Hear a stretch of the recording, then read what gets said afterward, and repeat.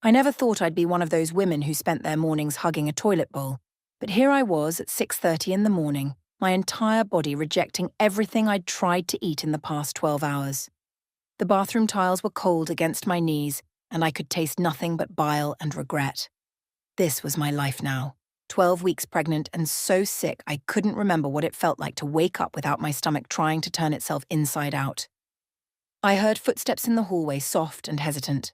Brandon appeared in the doorway, and something about his expression made me pause even through my misery.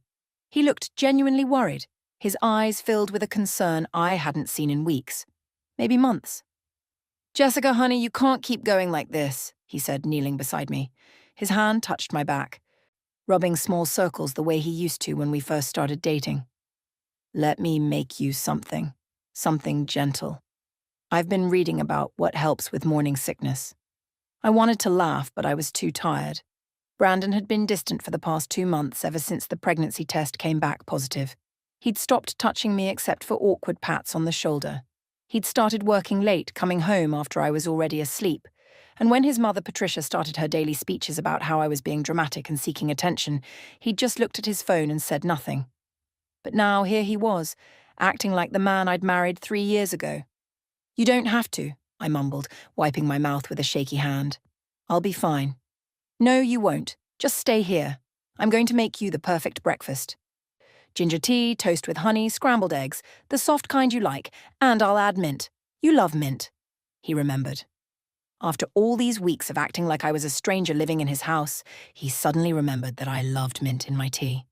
I watched him leave, too exhausted to figure out what had changed. Maybe he'd finally talked to someone at work who explained that pregnancy wasn't easy. Maybe he'd read something online that made him realize I wasn't faking being sick. Or maybe, and this was the thought I didn't want to have, he felt guilty about how he'd been treating me. I pulled myself up from the bathroom floor, rinsed my mouth, and splashed cold water on my face. My reflection looked like a ghost, dark circles under my eyes, skin pale and drawn, hair that I hadn't had the energy to wash in 3 days. I looked like I was dying, not growing a life. When I made it to the kitchen, Brandon was moving around with purpose. He had the kettle on, bread in the toaster, and was carefully whisking eggs in a bowl. He glanced up at me with that same worried expression. "Sit down, please. You shouldn't be standing." I sat at the kitchen table watching him work. Something felt off, but I couldn't put my finger on it. He was being too careful, measuring everything precisely, checking his phone between steps like he was following a recipe. Brandon never followed recipes. He was the kind of cook who threw things together and hoped for the best. The kettle whistled, and he poured hot water over fresh ginger slices in my favorite mug. The smell hit me, and for the first time in days, my stomach didn't immediately revolt. He added honey, stirred it carefully, then dropped in fresh mint leaves. Where had he gotten fresh mint? We didn't have any in the house yesterday. "I stopped at the store this morning," he said, as if reading my mind. "Before you woke up. I wanted to make sure I had everything you needed." The toast popped up, and he spread honey on it with precise, careful strokes. The eggs were done next, fluffy and perfect, arranged on a plate with a small garnish of parsley. He brought everything to the table on a tray, setting it down in front of me like I was royalty. "Eat slowly," he said. "Small bites. The ginger should help settle your stomach." I picked up the mug of tea, letting the warmth seep into my hands. The smell was perfect. Spicy ginger, sweet honey, cool mint. I brought it close to my lips, and that's when I noticed Brandon's hands. They were shaking. Just slightly, but definitely shaking. "Are you okay?" I asked. "Me? Yeah, I'm fine. Just worried about you. You need to eat, Jessica. For the baby." Before I could take a sip, I heard the sharp click of heels on the hardwood floor. My stomach dropped for an entirely different reason. Patricia. She appeared in the kitchen doorway wearing her usual morning outfit, a pressed pantsuit that made her look like she was about to fire someone. Her eyes immediately locked onto the tray in front of me, and her expression twisted into something between disgust and triumph. "Well, well," she said, her voice dripping with venom. "Isn't this special? The princess gets a royal breakfast while the rest of us fend for ourselves." I felt the familiar exhaustion that came with every one of Patricia's morning speeches. For 10 months, since the day Brandon and I moved into this house that she still treated like her domain, she'd made it her mission to remind me that I wasn't good enough for her son. I was too quiet, too weak, too soft. And now that I was pregnant, she'd added too dramatic and attention-seeking to her list of complaints. "Mom? Not now," Brandon said, but his voice was weak. "Not now? Your wife gets hand-delivered breakfast in bed while at the table, and I'm supposed to what? Be happy about it? I worked in fields when I was pregnant with you, Brandon. Fields, in the summer heat, and I never complained once. Not once. But this one," she gestured at me like I was a piece of furniture. "She can't even keep down a piece of toast without making it everyone's problem." Something inside me snapped. Maybe it was the weeks of constant criticism. Maybe it was the exhaustion. Maybe it was the look on Brandon's face when Patricia started talking, like he agreed with her but was too cowardly to say it out loud. I stood up, picked up the entire tray and walked over to Patricia. Her eyes widened in surprise. "You're absolutely right," I said, my voice calm and steady. "You've worked so hard your entire life. You deserve this more than I do. Please, enjoy." I placed the tray on the counter in front of her and stepped back. The look of triumph on her face was instant and ugly. She'd won, and she knew it. "Finally," she said, picking up the mug of tea. "Someone in this house shows me some respect." I looked at Brandon. All the colour had drained from his face. He was staring at the tray now in front of his mother with an expression I couldn't quite read. Horror, maybe, or panic. His mouth opened and closed like a fish drowning in air. "Brandon?" I said. He didn't respond. He was frozen, staring at his mother as she took a long sip of the ginger tea and sighed with exaggerated satisfaction.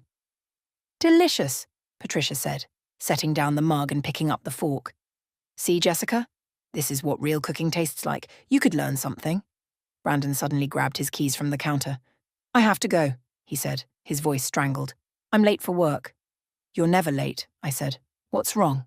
"Nothing. Nothing's wrong. I forgot about an early meeting. I have to go right now." He practically ran out of the kitchen. I heard the front door slam. Then his car starting in the driveway with a screech of tires. Patricia was too busy eating the scrambled eggs to notice, making little sounds of enjoyment with each bite. But I noticed. I noticed the way Brandon's hands had been shaking. I noticed the way he couldn't look at me when he left. I noticed that he'd made this elaborate breakfast for me, something he hadn't done in months, and then fled the house the moment his mother started eating it instead. Something was very, very wrong. Patricia finished the eggs with exaggerated moans of pleasure, making sure I heard every satisfied sigh.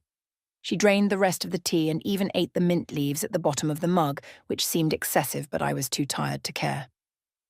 I'd given up the breakfast just to end the argument, and now I was back to square one, hungry, nauseous, and standing in a kitchen that smelled like food I couldn't eat. "That," Patricia announced, setting down the empty mug with a decisive clink, "was actually quite good. Maybe your husband should cook for me more often, since clearly his talents are wasted on someone who doesn't appreciate them." I didn't respond. There was no point. I'd learned months ago that Patricia didn't want conversation. She wanted an audience for her cruelty. I turned to leave the kitchen, planning to go back upstairs and try to sleep when I heard her make a small noise. "Are you all right?" I asked, more out of habit than concern. "Fine," she snapped. "Just a little heartburn, probably from having to watch you mope around this house every morning like a ghost." I left her there and climbed the stairs, each step feeling like a mountain. My phone was on the nightstand, and I saw 3 missed calls from Brandon already. 3 calls in the 15 minutes since he'd left. I stared at the screen, my finger hovering over his name, but something stopped me from calling back. The image of his pale face kept flashing in my mind, the way he'd looked at that breakfast tray like it was a bomb. I was being paranoid. Pregnancy hormones were making me imagine things. Brandon had finally decided to be a good husband, and I was inventing problems where there weren't any. I lay down on the bed and closed my eyes, but sleep wouldn't come. Downstairs, I could hear Patricia moving around the kitchen, her heels clicking on the floor. Then I heard something else, a groan, low and pained. At first, I ignored it. Patricia was always complaining about something. Her back hurt, her feet hurt. The weather gave her headaches. But then I heard a crash, like something falling, and a sound that made my blood run cold, the sound of someone retching violently. I got up and rushed downstairs. Patricia was in the hallway, bent over, one hand clutching her stomach and the other braced against the wall. Her face had gone grey. "Patricia, something's wrong," she gasped. "My stomach, it feels like it's on fire." Before I could respond, she lurched toward the bathroom and I heard her being sick. Not normal sick, violent, painful sick, the kind of sick that sounded like her body was trying to turn itself inside out. I stood in the hallway frozen, listening to her moan between waves of vomiting. When she emerged from the bathroom 10 minutes later, she looked worse than I'd ever seen her. Sweat beaded on her forehead. Her makeup was smeared and she was shaking. "I need to sit down," she whispered. I helped her to the living room couch, which felt surreal. This woman had made my life miserable for months, and now I was holding her upright as she stumbled across her own floor. She collapsed onto the cushions, curling into herself. "Maybe it was something you ate," I said, and the words felt wrong the moment they left my mouth. Something she ate. The breakfast Brandon made, the breakfast that was supposed to be for me. "Call Brandon," Patricia moaned. "Tell him I'm sick." I pulled out my phone with trembling fingers and dialed. He answered on the first ring. "Jessica, where are you? Are you okay? Did you eat anything?" The questions came rapid fire, tumbling over each other. No hello. No asking about his mother first. Just questions about me and whether I'd eaten. "I'm fine," I said slowly. "But your mother isn't. She's really sick, Brandon. She's been vomiting and she's in a lot of pain." There was silence on the other end. Long, heavy silence. "Brandon, did you hear me? Your mother needs help. What are her symptoms exactly?" His voice sounded strange, distant. "Stomach pain, vomiting, she's sweating and shaking. It came on really fast, maybe 45 minutes after she ate that breakfast you made." More silence. Then, quietly. "You didn't eat any of it? None at all?" "No, I gave it all to her. Remember?" "Brandon, I think we need to call an ambulance." No, that's too extreme. She probably just has food poisoning or a stomach bug. Let her rest." Patricia made a horrible sound, and I watched her eyes roll back in her head. Her body went limp, sliding sideways on the couch. "Patricia!" I dropped the phone and rushed to her. She was still breathing but barely conscious, mumbling incoherently. I grabbed my phone from where it had fallen. "Brandon, I'm calling 911. Something is really wrong." "Jessica, wait!" I hung up and dialed emergency services. My hands were shaking so hard I could barely hold the phone. The operator answered, and I tried to explain what was happening, but my words came out jumbled. A woman collapsed, vomiting, unresponsive. "Please send someone now." The ambulance arrived 12 minutes later, though it felt like hours. 2 paramedics rushed in with equipment, asking me rapid questions I struggled to answer. What did she eat? When did symptoms start? Does she have any medical conditions? I told them about the breakfast, about the timing, about how fast everything happened. They loaded Patricia onto a stretcher and one of the paramedics turned to me. "Are you family?" "Daughter-in-law. You should come with us. She's in serious condition." I climbed into the ambulance, watching the paramedics work on Patricia as we sped toward the hospital. They put an oxygen mask on her face, started an IV, checked her vital signs over and over. One of them radioed ahead to the hospital using words I didn't understand. Tachycardia, hypertension, possible toxic ingestion. Toxic ingestion. Poison. My phone buzzed in my pocket. Brandon calling again. I stared at his name on the screen, my finger hovering over the answer button. Why had he sounded so panicked when I told him his mother was sick? Why had his first question been whether I'd eaten anything? Why had he looked so terrified when Patricia started eating that breakfast? I let the call go to voicemail. At the hospital, they wheeled Patricia away immediately, a team of doctors surrounding her stretcher. I was left alone in a waiting room that smelled like antiseptic and fear, filling out forms with information I barely knew. Patricia's birthday, her medical history, her insurance information. I was guessing at half of it. My phone buzzed again, and again, and again. Brandon was calling non-stop, leaving voicemails I didn't listen to. Each time his name appeared on my screen, I felt something cold settle deeper in my chest. A doctor approached me about an hour later, a woman with kind eyes and tired lines around her mouth. She introduced herself as Dr. Helen Morrison. "You're Patricia Chambers' daughter-in-law?" "Yes." "Is she going to be okay?" "We're stabilizing her now, but I need to ask you some questions. Important questions.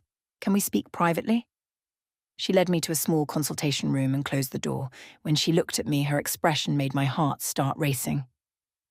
"Your mother-in-law has been poisoned," Dr. Morrison said quietly, "not with something common or accidental, with a very specific combination of medications that create a dangerous toxic reaction when mixed together. These aren't medications you'd find in a normal household.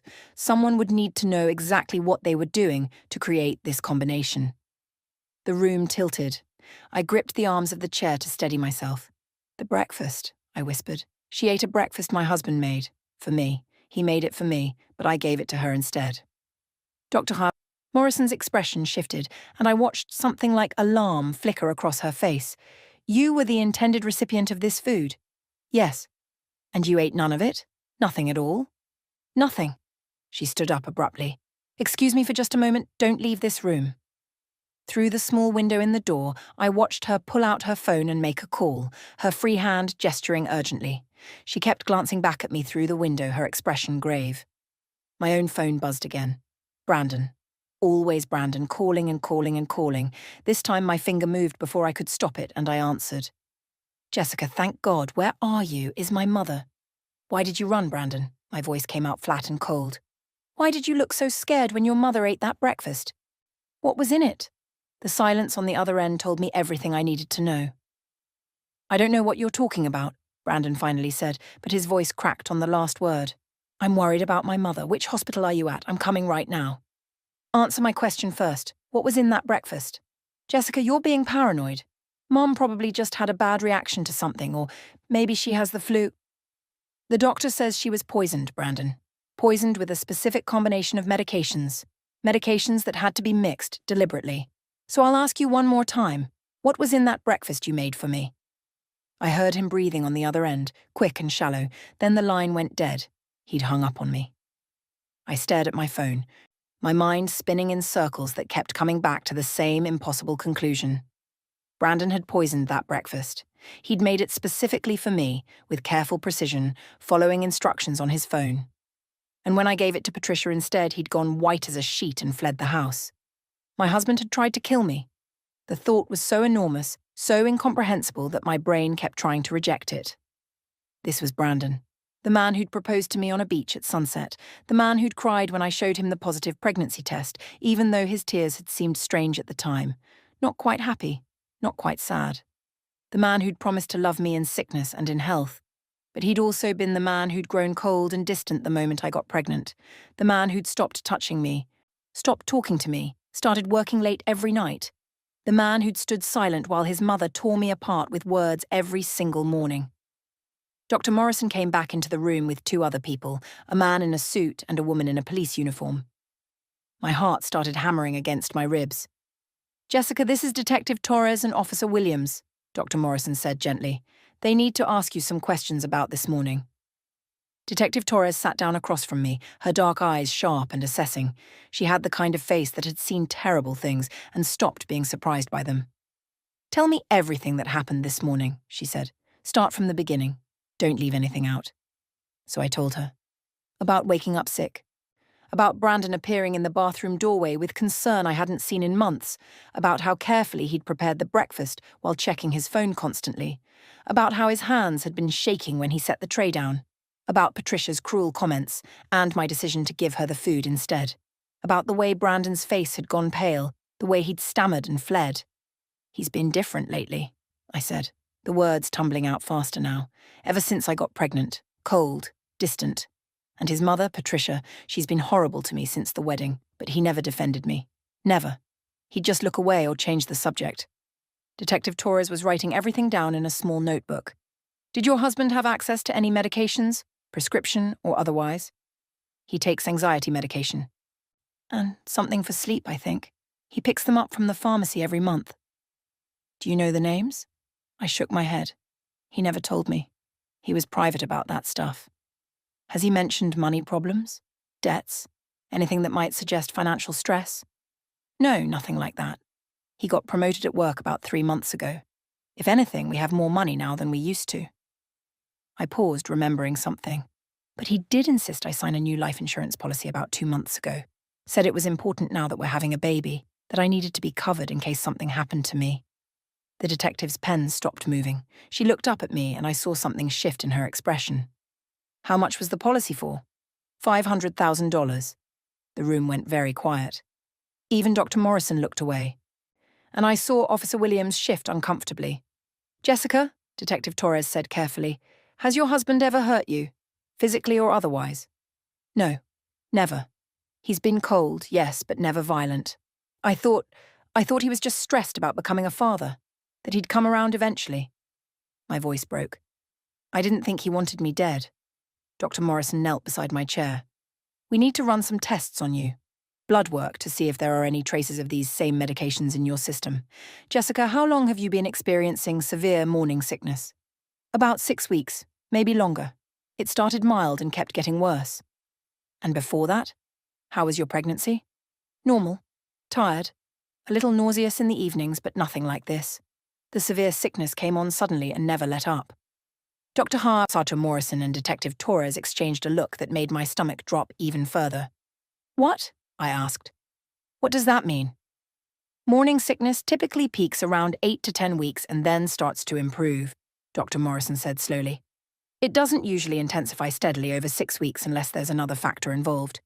If your husband has been adding small amounts of these medications to your food over time, your symptoms would have been building up gradually. Your body would have been fighting the toxins, which could easily be mistaken for worsening pregnancy symptoms. The room started spinning.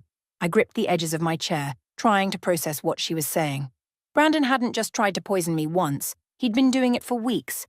Every meal he'd made for me, every cup of tea he'd brought me in bed on the rare nights he seemed to care, they'd all been poisoning me slowly. The baby, I gasped. Is the baby okay? We'll check that too, Dr. Morrison assured me. But Jessica, your vomiting, as miserable as it's been, may have actually saved you.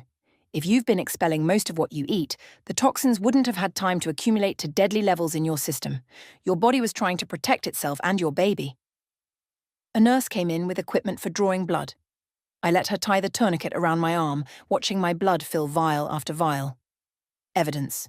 Proof that my husband had been slowly murdering me while pretending to care.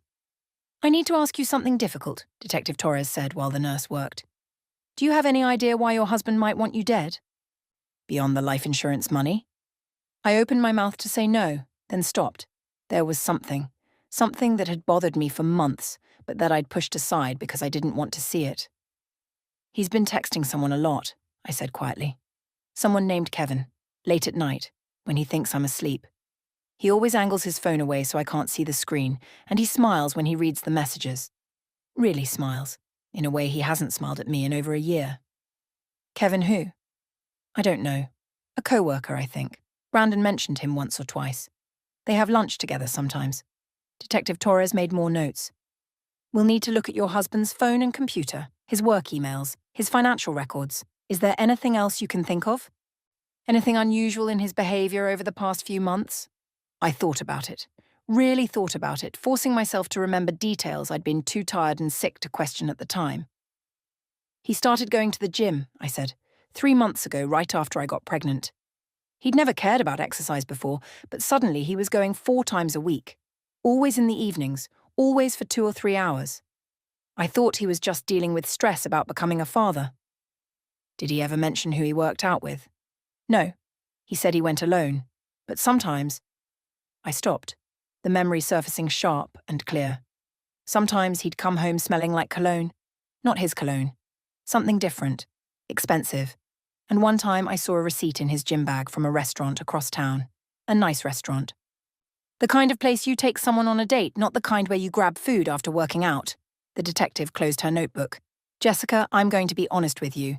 This is looking like a very serious attempted murder case, possibly with premeditation and planning. We need to bring your husband in for questioning immediately. Do you know where he might be right now? My phone buzzed in my hand. A text message from Brandon. I'm coming to the hospital. We need to talk. I can explain everything. I showed the screen to Detective Torres. She smiled, but it wasn't a friendly smile. It was the smile of a predator spotting prey. Perfect, she said.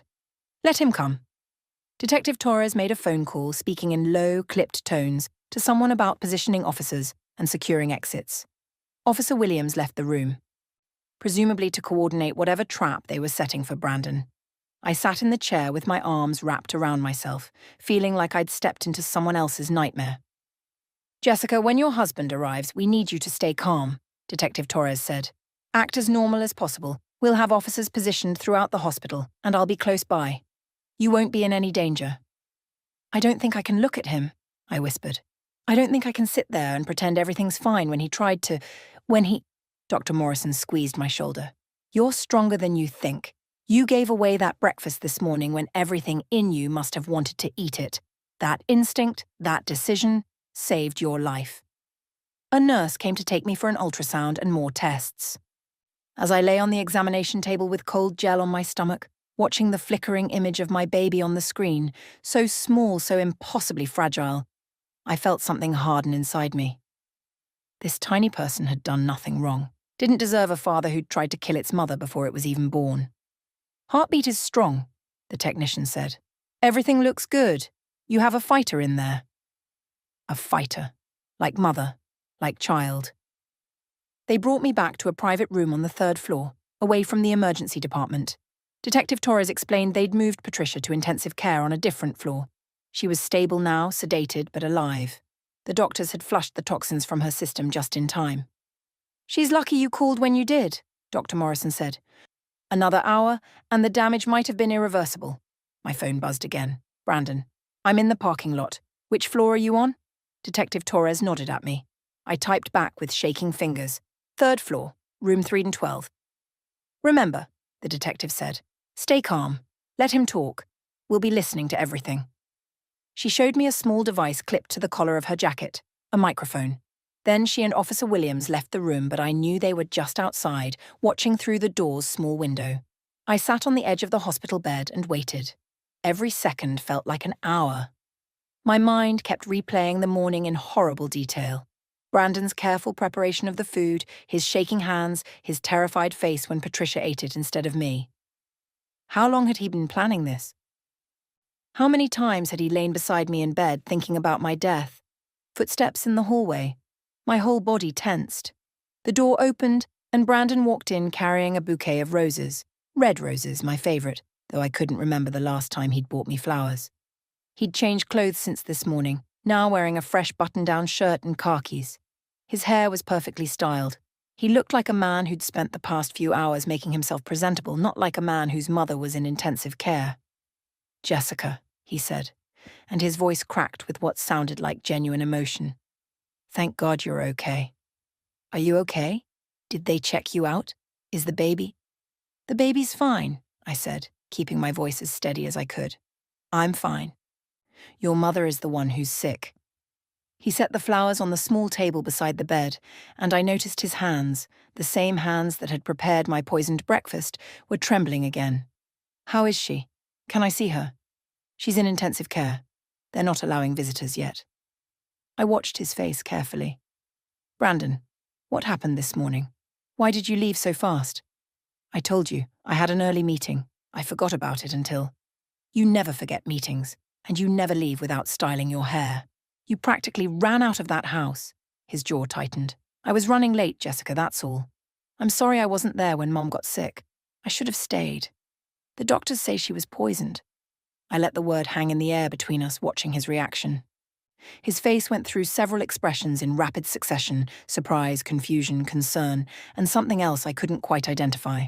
Fear, maybe, or calculation. Poisoned? That's insane. How would she get poisoned? They think it was something she ate, something with a very specific combination of medications mixed into it. "Well, I didn't make her anything. I made breakfast for you, remember? She just took it." He ran a hand through his hair, messing up the perfect styling. "God, this is my fault. I should have stopped her. But you know how Mom is. Once she decides she wants something, there's no talking her out of it." "Why were you so upset when I gave her the breakfast?" "What? I wasn't upset. I was worried about you. You need to eat, Jessica. You're pregnant, you're sick all the time. And you just gave away the only food I'd made for you." He was good. If I hadn't seen his face this morning, hadn't heard the panic in his voice on the phone, I might have believed him. But I had seen, and I had heard, and I knew he was lying. "The medications they found in your mother's system," I said slowly. "They're the same ones you take, for anxiety and sleep." His face changed, the mask slipped just for a second, and I saw something cold and desperate underneath. Then he rearranged his features back into concern. "That's impossible. My medications are in the bathroom cabinet. I haven't touched them in days. Someone must have—" He stopped, and I watched him recalibrate. "Wait, are you saying someone deliberately poisoned my mother with my medications? Are you suggesting I did this?" "Did you?" "Of course not, Jessica. How could you even ask me that? She's my mother, and that breakfast was for you, not her. If someone poisoned the food, then—" He stopped again, And this time the fear in his eyes was unmistakable. Then they were trying to hurt you. Someone tried to poison you, and Mom ate it by accident. Oh God, Jessica, you could have died. He reached for me, but I pulled back.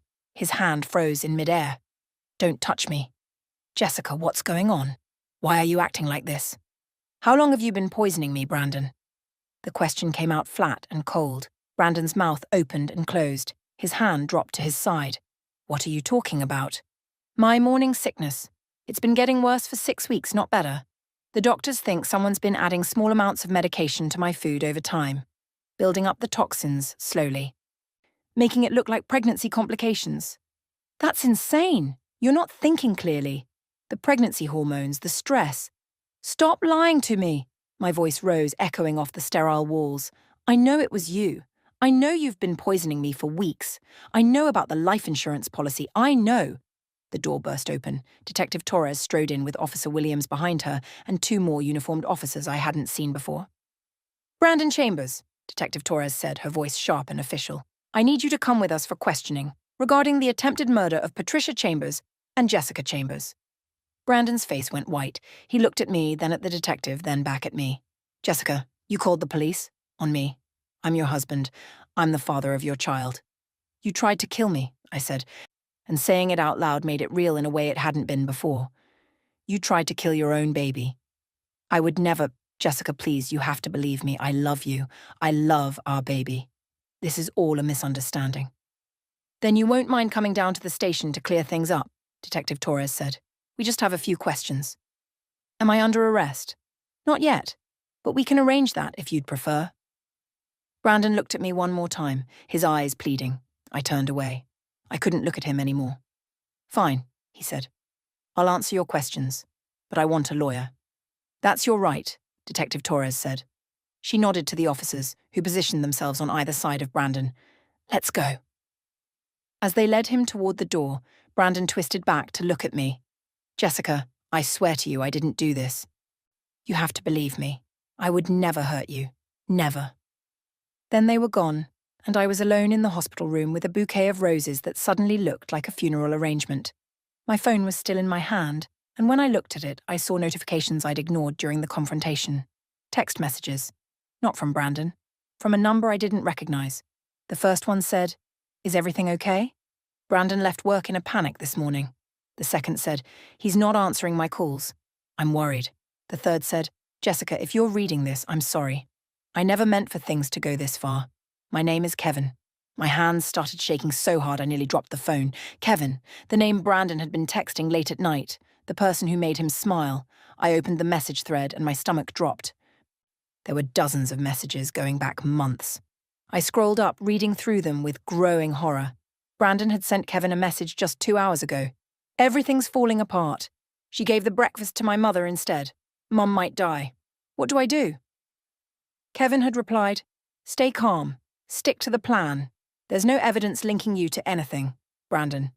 There's evidence everywhere. The medications, the searches on my computer, the insurance policy. I should never have listened to you. Kevin, we're in this together. If you go down, I go down. Keep your mouth shut and lawyer up. I kept scrolling, my vision blurring with tears and rage. Messages about the life insurance policy. Messages about getting rid of the problem. Messages about starting a new life together once Jessica is out of the picture. Detective Torres came back into the room and found me sitting there, tears streaming down my face, staring at my phone. What is it? She asked. I handed her the phone without a word. She read through the messages, her expression growing darker with each one. Kevin, I whispered. He's been planning this with Kevin. They're together. They wanted me dead so they could be together. Detective Torres pulled out her own phone and made a call. We need to bring in Kevin Morrison for questioning. Now. And get a warrant for Brandon Chambers' phone and computer. We've got him. They brought Kevin in within 2 hours. Detective Torres showed me his photo, a handsome man in his early 30s with styled blonde hair and an easy smile. The kind of smile that probably made people trust him instantly. The kind of smile that had apparently convinced my husband to murder me. I sat in that hospital room while they worked, watching through updates from Detective Torres. They'd seized Brandon's phone, his laptop, his work computer. Every device told the same story. Months of planning, researching, plotting my death like it was a business project they were collaborating on. The search history on Brandon's laptop was the worst part. Undetectable poisons. How to make death look like pregnancy complications. Life insurance payout after spouse death. Countries without extradition treaties.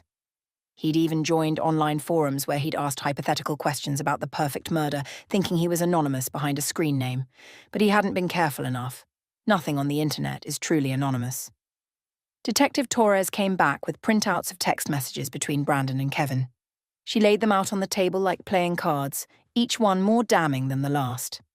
"Look at this one," she said, pointing to a message from 3 months ago. "Right after you got pregnant." Kevin had written, "This changes everything. You can't leave her now without losing half of everything plus child support for 18 years. Brandon's response, "I know. But I can't keep pretending. I can't raise a child with her when I'm in love with you." Kevin, "Then we go with Plan B. We talked about this. It's the only way we get everything. The house, the money, the life we want. And no one will suspect anything. Pregnant women have complications all the time." I read through message after message, each one twisting the knife deeper. They'd planned every detail. The gradual poisoning to make my death look like severe pregnancy complications. The large life insurance policy Brandon had insisted I sign. Even the timing. They'd wanted me dead before the baby was born, before things got more complicated. "There's more," Detective Torres said quietly. She pulled out another document. "We found records of purchases Brandon made over the past 3 months. A house in Kevin's name, a beach house in another state. Plane tickets booked for next month to a country that doesn't have an extradition treaty with the US. He was planning to fake grief for a few months, collect the insurance money, and then disappear to start a new life with Kevin." "What about the baby?" I asked, my voice hollow. "What was he going to do about the baby?" She looked at me with such sadness in her eyes. "Jessica, you were never going to make it to delivery. The dose he was building up to this morning. If you'd eaten that breakfast, you would have died within hours. The baby would have died with you. He'd have called 911 too late, played the devastated husband, and no one would have questioned it. Pregnant women die from complications. It happens." I thought I'd cried all my tears, but more came anyway. Hot, angry tears that burned my cheeks. My husband, the man I'd loved, the man I'd trusted, had been willing to murder not just me, but our innocent child. For money. For another man. For a life that didn't include us. "They're both in interrogation rooms now," Detective Torres said. "And they're both starting to crack. Kevin is blaming Brandon for everything, saying it was all Brandon's idea and he just went along with it. Brandon is saying Kevin manipulated him, pushed him into it, made him think it was the only solution." What happens now? Now they both go to prison for a very long time. Attempted murder, conspiracy to commit murder, insurance fraud. We have enough evidence to put them away for decades. Brandon's lawyer can argue all he wants, but those text messages and search histories paint a very clear picture. Dr. Morrison came in during this conversation, checking my charts and my vital signs. My blood work had come back showing low levels of the same medications that had nearly killed Patricia, proof that Brandon had been poisoning me for weeks, just as they'd suspected. "The good news," Dr. Morrison said, "is that the levels in your system were never high enough to cause permanent damage. Your body was fighting it off, mostly through the vomiting, and the baby shows no signs of harm. You're both going to be fine." "How is Patricia?" I asked. "Stable and improving. We've moved her out of intensive care. She's been asking about you, actually." That surprised me. Patricia, who'd made my life miserable for months, was asking about me. "Can I see her?" Dr. Morrison nodded. I think she'd like that. They wheeled me down the hall to Patricia's room. She was propped up in bed, looking smaller and frailer than I'd ever seen her. The sharp edges of her face seemed softer somehow, and her eyes were red from crying. "Jessica," she said when I came in, and her voice cracked. "They told me everything. They told me what my son tried to do." I didn't know what to say. How do you respond to something like that? "He tried to kill you," Patricia continued, tears streaming down her face. "He tried to kill you and his own child. And She covered her face with her hands. "I made your life hell. I was cruel to you every single day. I called you weak and dramatic when you were sick, and all along you were being poisoned by my own son. And then this morning, when I was being so hateful about that breakfast, you gave it to me anyway. You could have let me leave, could have eaten it yourself, but you gave me the poisoned food. You saved my life by taking the poison meant for you. I didn't know it was poisoned, I said quietly, but you gave it to me even when you were starving, even when I was being horrible to you. What kind of person does that? What kind of person shows that much grace to someone who's treated them so terribly? I sat in the chair beside her bed. You're still his mother. You raised him. This isn't your fault. Isn't it? She wiped her eyes roughly. I taught him that women exist to serve. I taught him that feelings don't matter as much as appearances. I taught him to be selfish and entitled. Maybe I didn't put poison in that breakfast, but I helped create the man who did. We sat in silence for a moment. Then Patricia reached out and took my hand, the first kind gesture she'd ever made toward me. I can't undo the past 10 months, she said. I can't take back the cruel things I said or the way I treated you. But if you'll let me, I'd like to try to do better. I'd like to be the kind of grandmother your baby deserves. Not the kind of person who helped create a monster, but the kind who helps raise a good human being. I looked at our hands, hers older and worn, mine younger, but marked with needle punctures from all the blood draws. Two women who should have been enemies, brought together by the terrible thing that had almost destroyed us both. One day at a time, I said, echoing the words I'd use again later. We'll figure it out one day at a time. Patricia nodded, squeezing my hand gently. The legal proceedings moved faster than I expected. Brandon's lawyer tried to negotiate, but the evidence was overwhelming. The text messages, the search history, the financial records showing Kevin's beach house purchased with money from Brandon's promotion. The pharmacy records showing Brandon had been refilling his prescriptions more frequently than prescribed, stockpiling medications. Kevin broke first, agreeing to testify against Brandon in exchange for a reduced sentence. He claimed Brandon had been obsessed with the idea of being free, that he'd pushed for the plan and Kevin had just gone along with it. But the text messages showed otherwise, showed two men equally invested in murder, equally willing to destroy an innocent woman and child for their own happiness. The trial lasted 3 weeks. I had to sit in that courtroom and listen to Brandon's lawyer try to paint me as paranoid, as someone who'd misunderstood a loving husband's attempts to care for her. But the evidence was too strong, the pattern too clear. The jury deliberated for 4 hours, guilty on all counts. Attempted murder of me. Attempted murder of our unborn child. The actual poisoning and attempted murder of Patricia. Conspiracy, fraud, all of it. The judge sentenced Brandon to 25 years to life. Kevin got 15 years for conspiracy and accessory to attempted murder. I sat in that courtroom and watched the bailiffs lead my husband away in handcuffs. He looked back at me one last time and I saw no remorse in his eyes, just anger that his plan had failed, anger that I'd survived. 3 months later, I stood in the parking lot of the hospital where everything had changed. My belly was round now, obvious under my loose sweater. The severe morning sickness had finally faded once all the toxins left my system. I could eat again, sleep again, feel my baby moving inside me. Patricia was there for my doctor's appointment, attending as she'd asked permission to do. We'd been building something new between us, not quite friendship, not quite family, but something honest, something real. She'd moved out of the house she'd shared with Brandon and me, gotten her own apartment, started seeing a therapist to work through her grief and guilt. "Ready?" she asked me. "Ready," I said. We walked into the building together, and Dr. Morrison greeted us with a warm smile. "Let's see how that baby's doing," she said. On the ultrasound screen, I watched my daughter, yes, a girl, move and stretch. Her heartbeat filled the room, strong and steady. A survivor, like her mother. "She's perfect," Dr. Morrison said, "healthy and right on track." I looked at the screen, at this tiny person who'd survived poison and betrayal before she was even born, and I felt something shift inside me. Not forgiveness for Brandon, that might never come, but something else. Something like peace. "What are you going to name her?" Patricia asked quietly.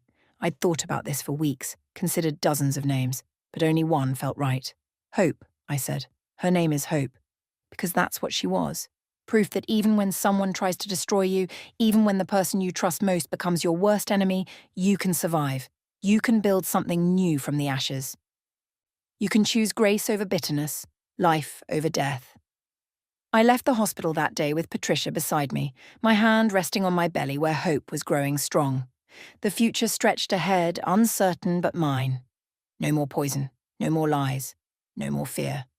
just a woman, her daughter, and the hard-won knowledge that sometimes the worst moments of your life lead you to become the person you were always meant to be. I'd given away that breakfast to silence a cruel woman's taunts, never knowing I was saving my own life. Sometimes grace, even when given grudgingly, comes back to save you in ways you never imagined. And sometimes, the people who hurt you most become your unlikely allies in healing. One day at a time, Patricia had promised. One day at a time, I'd agreed. And that's exactly how we'd move forward, one day at a time, building a life worth living, raising a daughter who would know her worth and never accept anything less. Hope deserved that, and so did I.